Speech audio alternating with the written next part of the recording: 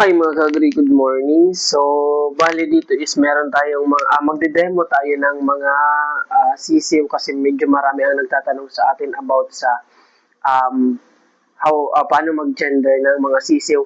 So, dito mga kagris, meron tayong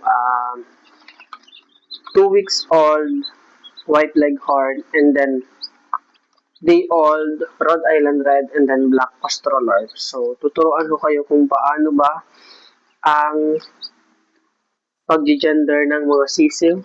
So first natin dito tayo sa ating white leghorn. So dito sa ating white leghorn na so ito is lalaki. So yan 2 weeks old.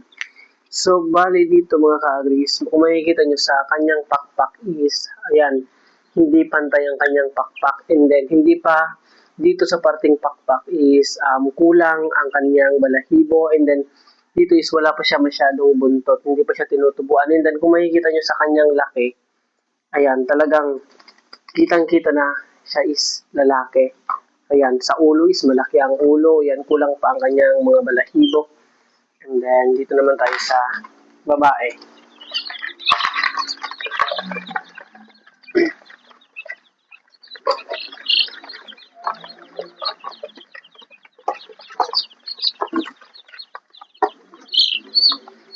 So yan, ito mga ka-agri ang babaeng white leghorn. So ayan, kung makikita niyo is maliit ang kanyang ulo and then kompleto na ang balahibo niya dito sa may parting pakpak and then meron na din siyang balahibo sa buntot. So ayan, kung makikita niyo, ayan. And then sa pakpak naman niya is, wait lang. Yan, kung makikita niyo is pantay. Ito, yan, makikita niyo mga ka-agri, pantay ang kanyang pakpak. So ito is babae and then sa mukha is kitang-kitang babae. So ayan.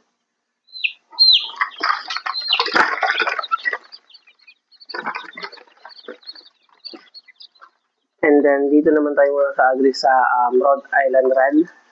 So, yan. Sa pakpak niya is kung makikita nyo pantay na pantay. And then, meron na siya, tinutubuan na siya dito ng buntot. So, ito is day old pa lang. So, yan. Medyo madali lang naman mga ka-agri ang pag-gender ng mga sisiw. Although sa akin, medyo madali kasi meron na akong experience sa ganitong pag-aalaga kasi ito ang napili kong negosyo. So yan, dito naman tayo mga ka-agri sa lalaki. So yan, kung makikita nyo hindi pantay, pagdating dito is pantay and then dito is mahaba na. So yan, ito is lalaki. Ayan, malaki ang kanyang ulo and then sa buntot is hindi pa siya tinutubuan ng buntot. So yan. And then lipat naman tayo dito mga ka-agri sa black Australorp.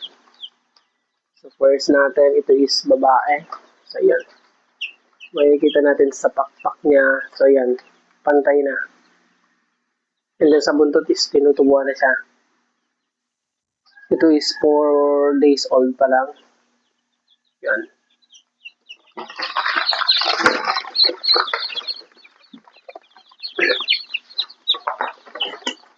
Sa mga Rhode Island Red and Black Australorp, mga ka-agri, is madali lang silang makita kung ano lalaki and then babae. Kasi ito is sobrang laki.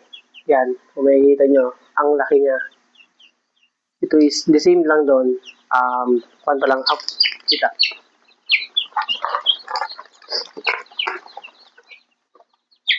So yun, sa pagpag mga ka-agri, kung makikita nyo, yan, hindi pantay.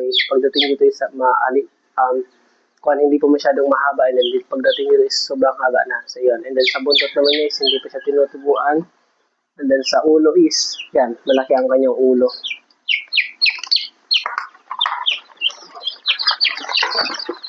So yun lang mga ka-agri, I hope na naiintindihan nyo and then comment na lang kayo kung if ever na meron kayong mga katanungan. So please follow my YouTube channel. Happy farming mga ka-agri. Thank you.